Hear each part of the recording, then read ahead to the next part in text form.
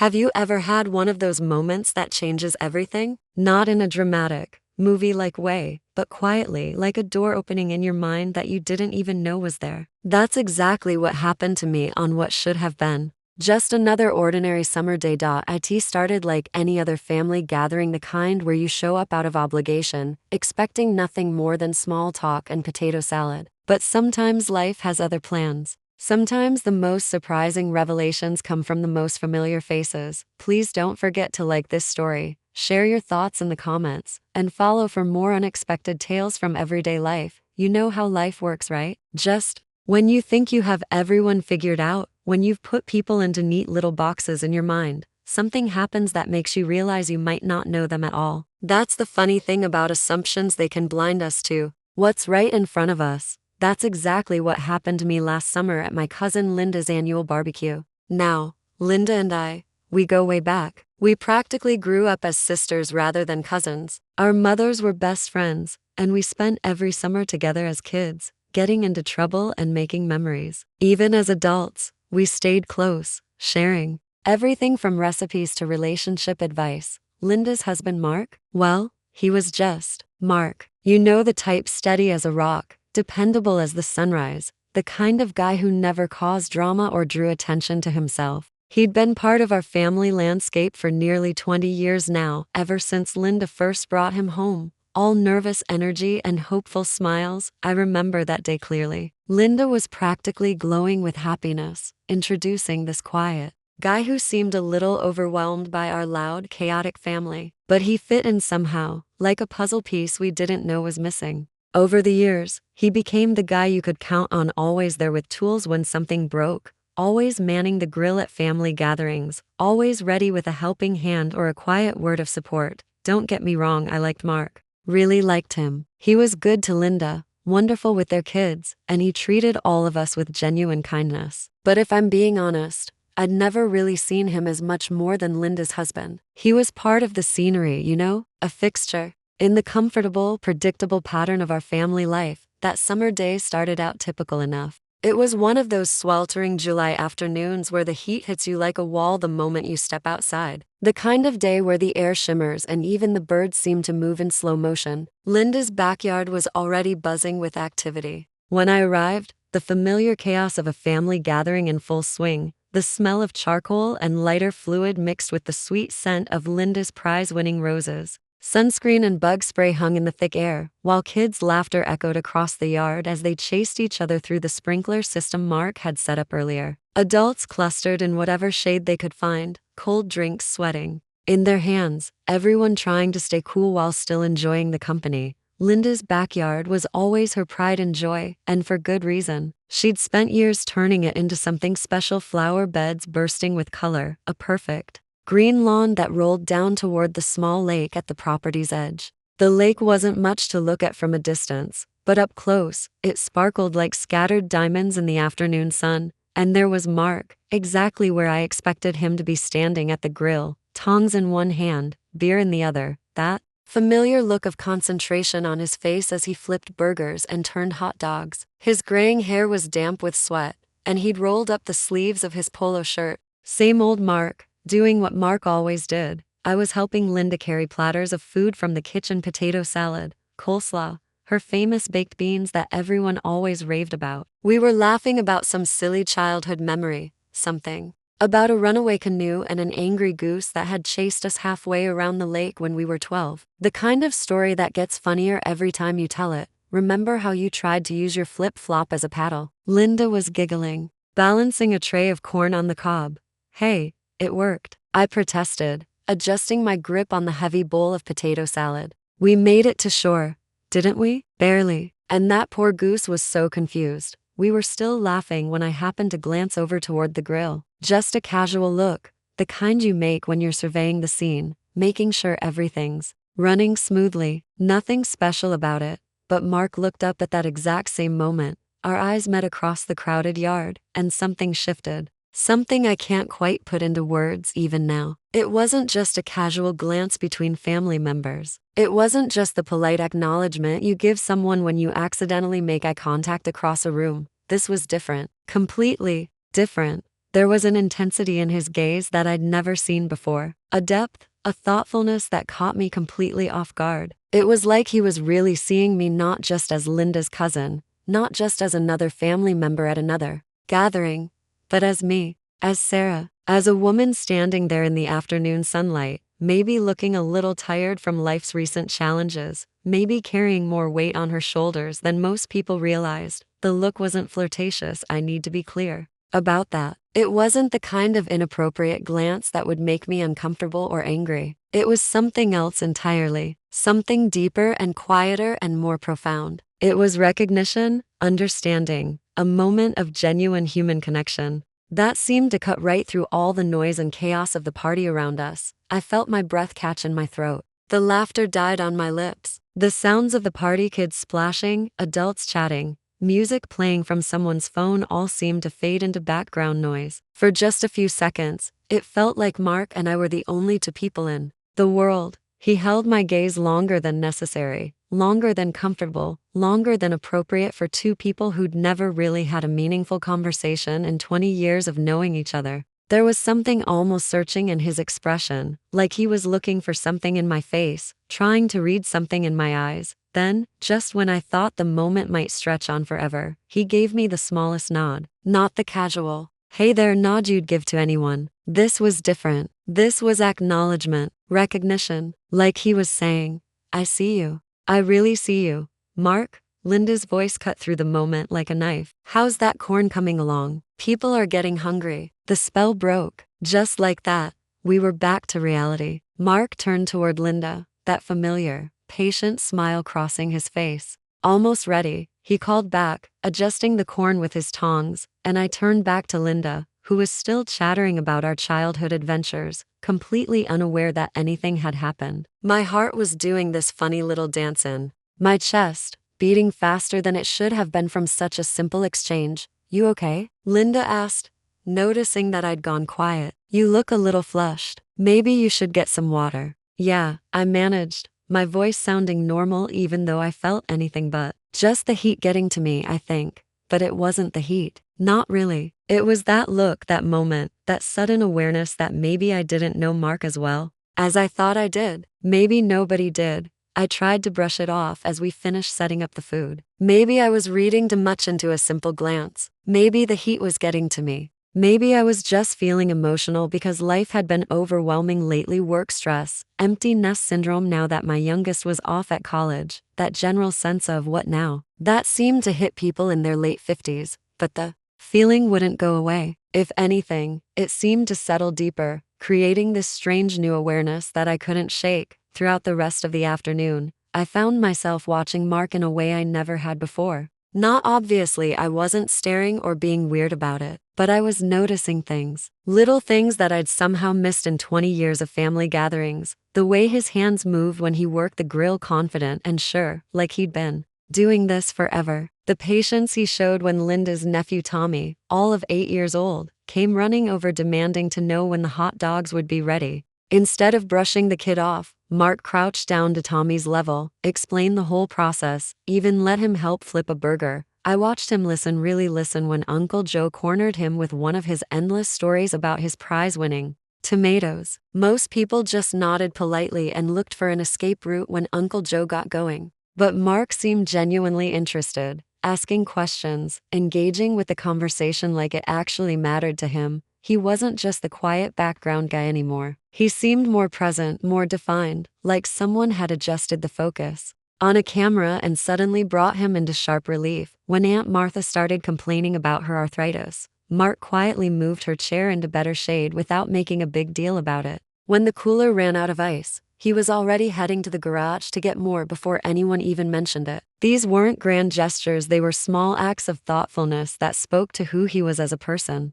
How had I missed all of this before? How had I spent 20 years seeing him as just Linda's husband when he was clearly so much more than that? As the afternoon started bleeding into evening, the party began to mellow. The kids were getting tired from all the running around. Adults were settling into lawn chairs with their drinks, conversations becoming quieter, more relaxed. The fireflies were starting their hesitant dance over the lawn, tiny points of light blinking on and off like nature's own Christmas lights. I found myself drawn to the edge of the lake, away from the cheerful chaos of the party. I needed a moment to think, to process what I was feeling. The water lapped gently against the shore, creating a soothing rhythm that helped calm my racing thoughts. The sunset was spectacular that evening, the sky painted in brilliant shades of orange and purple, the colors reflecting off the water like liquid fire. It was one of those moments that makes you stop and remember how beautiful the world can be, even when everything else feels complicated.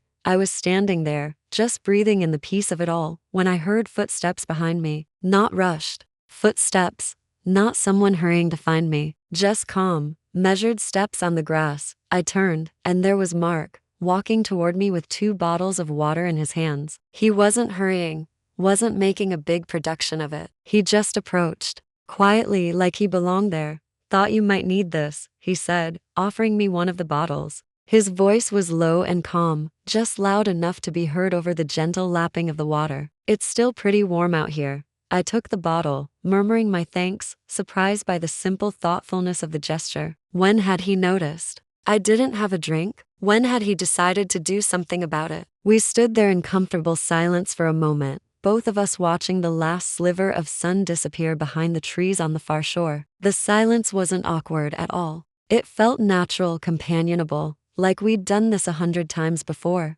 "It's beautiful, isn't it?" I said softly, gesturing toward the water. Mark nodded, his profile outlined against the deepening twilight. "Linda loves this view," he said. "Says it grounds her, helps her remember what's important." He paused, then turned slightly toward me, and I felt that same intensity from earlier, that sense of being really seen. "She worries about you sometimes, you know," he continued, his voice gentle. "Says you seem preoccupied lately, like you're carrying something heavy." I was surprised. Linda hadn't said anything directly to me about being worried, and I was even more surprised that Mark had noticed something was off, or that Linda had shared her concerns with him in a way that made him comfortable enough to bring it up with me. "Oh," I managed, not sure how to respond. "Well, you know how it is. Life stuff." He didn't press for details, didn't try to pry. He just nodded again, understanding without needing explanations. "Yeah," he said quietly. "I know how it is."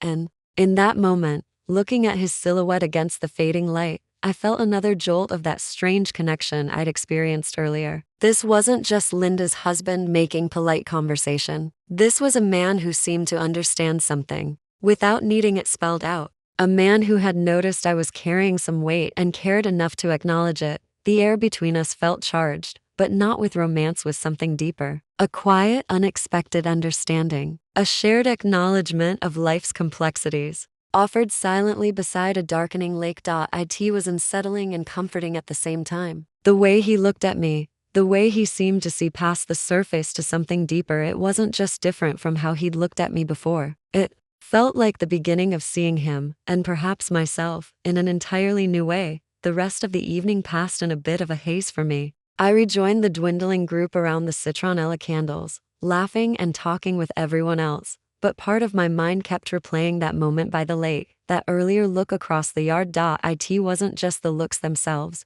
but the feeling they evoked, a sense of being recognized on a level I hadn't expected, especially not from Mark. And now I was seeing him differently too. Noticing things I'd somehow missed for 20 years. He seemed to gravitate subtly closer throughout the rest of the evening, not in an obvious way, nothing anyone else would notice or comment on. But when I was telling a story about my daughter's first week at college, I found him listening intently, asking thoughtful questions about how she was adjusting. When I went to clear some plates from the picnic table, he was suddenly there, wordlessly taking the heavier stack without being asked. Small gestures, but they felt different now, charged with this new awareness between us. We ended up sitting near each other on the porch steps as the party wound down, the conversation around us reduced to a low murmur. Linda was inside, probably coordinating the cleanup effort or saying goodbye to the last few departing guests. Mark was nursing a beer, swirling the bottle gently in his hands. "You handled Uncle Joe well earlier," he commented, a small smile playing on his lips. "He cornered you for a good 20 minutes about those tomatoes of his."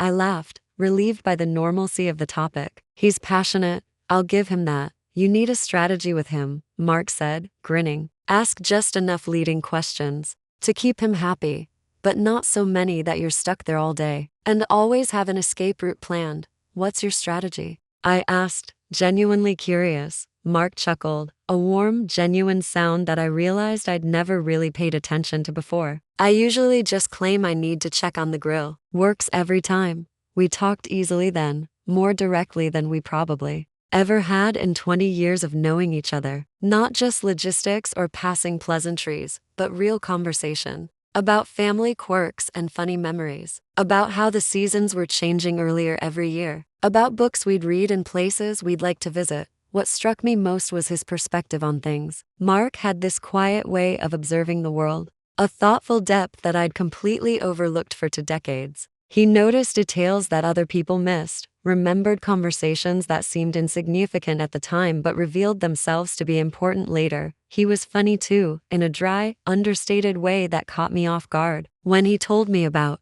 Tommy's attempt to help with the grilling earlier, which had involved the 8-year-old trying to flip burgers with a plastic shovel he'd found in the sandbox, I found myself laughing harder than I had in weeks. The look on his face when I explained that we needed actual cooking tools, Mark said, shaking his head. Pure disappointment. Like I'd told him Santa wasn't real. Did you let him help for real? I asked. Of course. Found him some tons that weren't too heavy and let him handle the veggie burgers. He was so proud, kept announcing to everyone that he was co-grilling. It was such a simple story, but it revealed so much about who Mark was: patient, kind, willing to take the time to include a kid in something that mattered to him. How many other moments like this had I missed over the years? As the evening grew later and the last guests started gathering their things, I found myself reluctant for the night to end. This conversation, this connection, it felt important somehow. Like something had shifted between us that couldn't be shifted back. When Linda finally emerged from the house, looking tired but happy, she found us still talking on the porch steps. You two look comfortable, she said with a smile, settling down beside Mark. What are you discussing so seriously? Just catching up, Mark said easily, but I caught him glancing at me as he said it, that same intensity flickering in his eyes. For just a moment. Good, Linda said, leaning against her husband's shoulder. Sarah,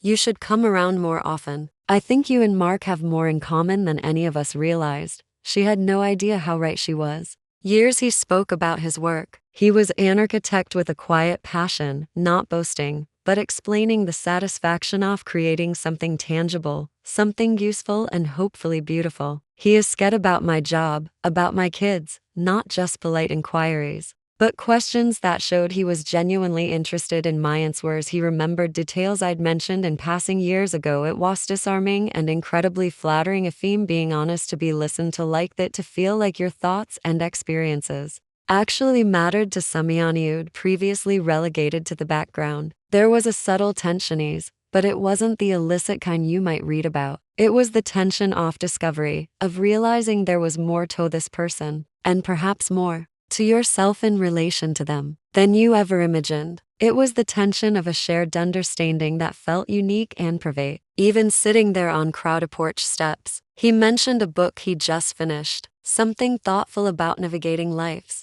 transitions. Made me think, he said simply, looking out into the dark yard, about how we define ourselves after the big chapters. Classic kids growing up, career peaks may behind you. His gaze drifted back to me. Seems like you might be navigating some off that too. Again, that sense of being seen, not judged, not pitted, just understood. It hit a nerve, a vulnerable spot I hadn't even fully acknowledged to myself. I felt my throat tighten slightly. It's an adjustment, I admitted, my voice softer than intended. Figuring out the next act. He nodded slowly, his eye shielding mine. There it was again, that look, not pitying, not suggestive, but deeply empathetic. It acknowledged the shared human experience of uncertainty, of searching for meaning as life unfolds. Yeah, he breathed out it ice in that moment under the soft glow off porch light, with the cricket chirping their nightly symphony. A connection was forged not based on flirtation or desire, but on a sudden unexpected alignment of understanding, a recognition of shared vulnerability. It felt profound, grounding, and utterly surprising. He hadn't just looked at me differently, he had listened differently, spoken differently. He had shown me a side of himself I never knew existed, and in doing so held up a mirror that made look at myself and my own quiet struggles with fresh eyes. The air crackled, not with forbidden energy, but with the quiet intensity of authentic human connection. It was powerful, And ik knew somehow that things wouldn't quite be the same again. Not in a dramatic way perhaps, but in the subtle internal landscape of my own heart and mind as people started gathering their things, exchanging hugs and promises to get together again soon. Mark and I stood up from the steps. There was a slight awkwardness, a shared awareness of the shift that had occurred between us. Linda came bustling out, looping her arm through Mark's. There you are, ready to call it a night? She asked, smiling warmly at both of us. Mark squeezed her arm gently, just about Han. He glanced at me, a quick, almost shy look this time before turning his attention back to Linda. Seeing them together, the easy familiarity, the obvious affection snapped me back to reality. He was Linda's husband, my cousin's husband. The brief, intense connection I'd felt hadn't changed that fundamental fact. And strangely,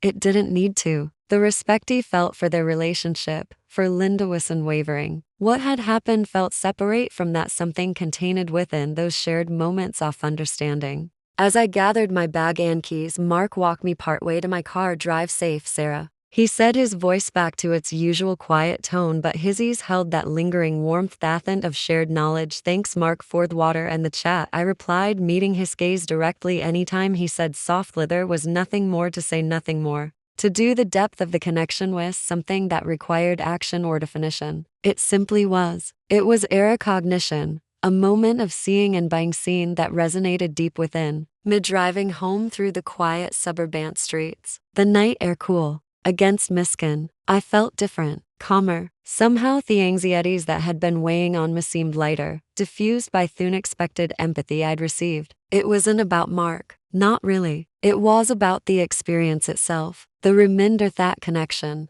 can come from unexpected places, that understanding can be offered silently, that there's always more to people than meets the eye. For 20 years he'd seen Mark as a pleasant, unremarkable part of the family landscape. Now I saw him as a person with his own depths, his own insights, his own quiet way of navigating the world. And in seeing him more clearly, I felt I saw myself more clearly too. The feeling wasn't unsettling anymore, it was grounding. It was a reminder that even in the mundane routines of life, even in familiar relationships, there's potential for discovery, for moments of genuine human connection that nourish the soul. It wasn't a dramatic event, not in the grand scheme of things. No declarations were made, no boundaries crossed, but the subtle shift in perception, the quiet acknowledgement of shared humanity, felt significant. It was a personal discovery born from a look, a conversation, a shared moment by a lake. It was a reminder that sometimes the most profound experiences are the quietest ones, the ones that unfold gently within the landscape of your own heart, leaving you subtly changed, more thoughtful, and perhaps a little more open to the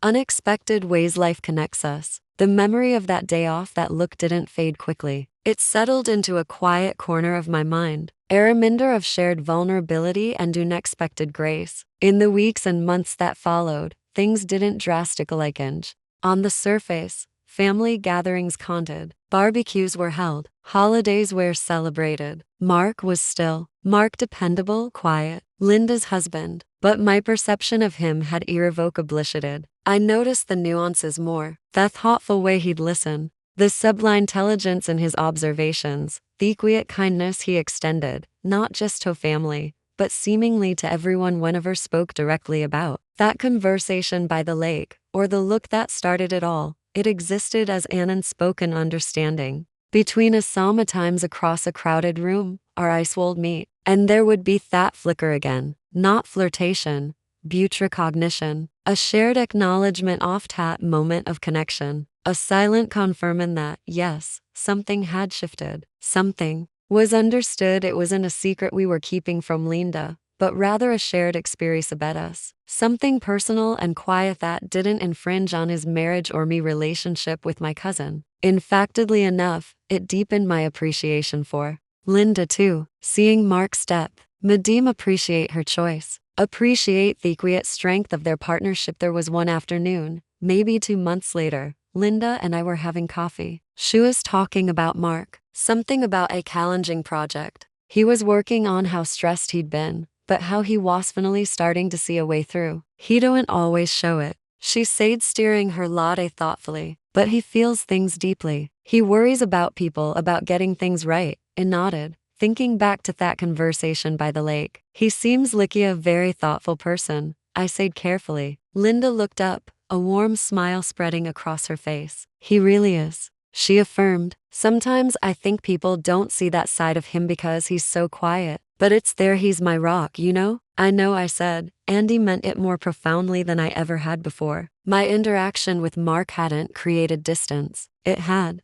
actually given me a clearer window into the strength and depth of their bond. A bond built on mutual respect and quiet understanding, the very things I had briefly glimpsed. That experience, that unexpected connection, didn't lead to drama or confusion. Instead, it led to a quiet sort of personal growth. It made me more observant, more attuned to the subtle currents of emotion and understanding that flow beneath the surface of everyday interactions. It reminded me that vulnerability isn't weakness, and that acknowledging it in ourselves and others can be a source of strength and connection. The what happened wasn't a scandalous event. It was an internal awakening, a shift in perspective that enriched me understanding of human connection, of empathy, and of the quiet complexity that make us who we are. It was a reminder that you never truly know the depths of another person until so met a mesquite by accident. They look at you differently, and you find the courage to look back. And sometimes that's all it takes to see the world and